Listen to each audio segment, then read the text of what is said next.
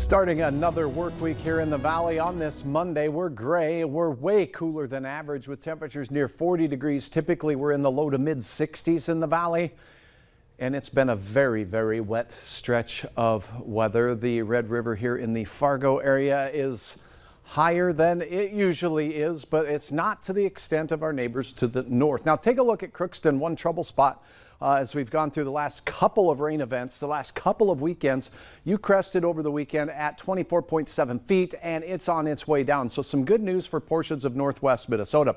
The flood fight is really focusing on areas along the Cheyenne River Valley, outside of Valley City, south and in towards Harwood.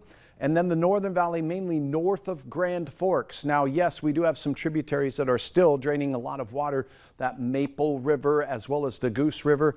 But the trouble spots really Oslo on up to Pembina and all of the tributaries feeding that northern Red River Valley. The flood fight will continue. Your rivers will stay fairly steady to slowly rising in those areas as we go through the next several days. 40 at Hector, 39 at Moorheads Airport. Our wind out at the cold north at 14 miles per hour. You can see the cool blue colors here spilling into the valley and western Minnesota. The warm spots, Baudette and Roseau in the mid 40s. We also have mid 40s for Fergus Falls. Sneaking out to the west, Jamestown warming up a bit, but the real heat is on out in the western Dakotas, but that's below average for this time of the year as well. Here's a look at the satellite and the radar. The radar finally quiet. We do have a fair amount of cloud cover across our area. Now, there is a little break in the clouds in central Minnesota showing up right now. I do think we're going to be stuck in mostly cloudy skies for the evening. The next storm is working its way through the central plains now. Rain and thunder in eastern Nebraska, and it is white, very white in portions of western Nebraska. Severe weather, Oklahoma City and points north to Kansas tonight. For us, no severe weather. In fact, we get a nice quiet and warming stretch, and the warming begins after tomorrow morning. So between now and then, tonight we cool off to, well, only the upper 30s, so not much. Steady temperatures in the evening. Then as we head through the overnight hours, we'll have a fair amount of clouds and some patchy areas of fog are going to be possible.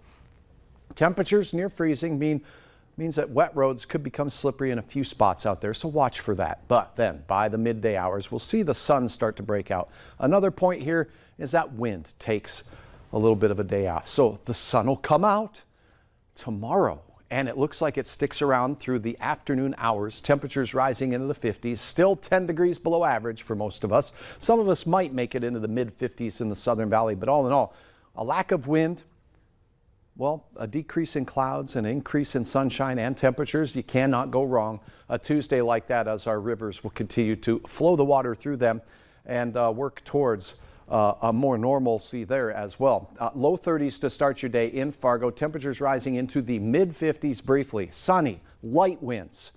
Looks like a delightful day, and we'll continue to build on that in the extended forecast. Another view from Chris. Want to thank you so much for your views, aerial views over the Minto area, showing how the community there is battling the rising waters. Here's a look at the planning forecast. How about near 60 on Wednesday? And we crack into the 60s as we go through the late week. It looks very mild on Thursday and even Friday and Saturday. Temperatures will hit 70 degrees for a few areas on Saturday to start the weekend. Chance of showers, maybe some thunderstorms on Saturday. Then on Sunday, we're watching the potential for another pretty wet system working its way through.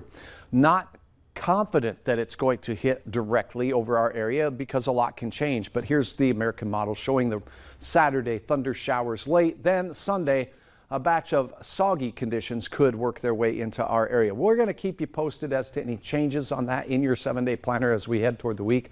Obviously, any more rain is not a good thing. However, I will say that having some sunshine and temperatures in the 70s will allow some of our rivers to start to go down. So even more rain does not necessarily mean that we need to be overly concerned. Where it falls is going to dictate who sees impacts. Makes sense. Thanks, Saj. Yep.